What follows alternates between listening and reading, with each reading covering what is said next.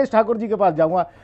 Sir, आपसे ये समझना चाह रहा हूं, मुख्यमंत्री जी के बगल में उनके पति बैठे हुए हैं, इस पर सियासी रार छिड़ गई है।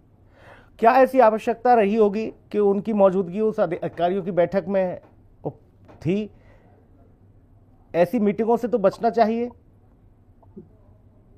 देखिए सुनील जी, आवश्यकता संवैधानिक पदों पे मायने नहीं रखती है। संवैधानिक पद हो गए जो ओथ ली जाती है कानून के द्वारा, और उसके नियम कानून अलग होते हैं। उसको आप अपने पारिवारिक रिश्तों से, अपने पारिवारिक जुड़े व्यक्तियों को दूर रखा जाता है। लेकिन अब होता क्या है, दो कहावत यहाँ पे बिल्कुल सटीक बैठती हैं। सैया भय कोतवाल तो डर गाएगा, और फिर जिसकी लाठी उसकी भैंस। अब हम्म। आप उत्तर प्रदेश में आ जाओ। उत्तर प्रदेश में एक पद है ब्लॉक प्रमुख का, और हम्म। दूसरा आ जाता है प्रधानी का। हम्म। और ये दोनों पदों पे लगभग लगभग जहां तक मेरी जानकारी है, महिलाएं हैं सारी। और महिला सारी निरक्षर हैं, पढ़ी हम्म। लिखी नहीं है। तो क्या है, दफ्तरों में उनकी सीट के बगल में उनके पति की सीट रखी हुई है। हम्म। वो सारे काम कर रहे हैं, जबकि संवैधानिक तौर पे संविधान की खिल्लियां उड़ाना है, ऐसा नहीं होना चाहिए। अब हम्म। बात आ जाते हैं मूल विषय पे।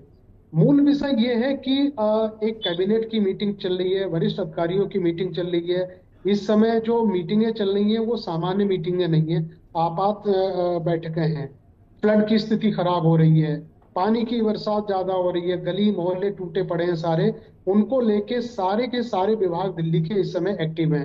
हम्म। चाहे डीडी हो गए, एमसीडी हो जाए, एनडीआरएफ हो जाए, सारे के सारे एयर लगे हुए हैं। ऐसे में पति का होना या आपके किसी सगे संबंधी का होना कई सारे सवाल आपकी कार्यशैली पर खड़े करते हैं।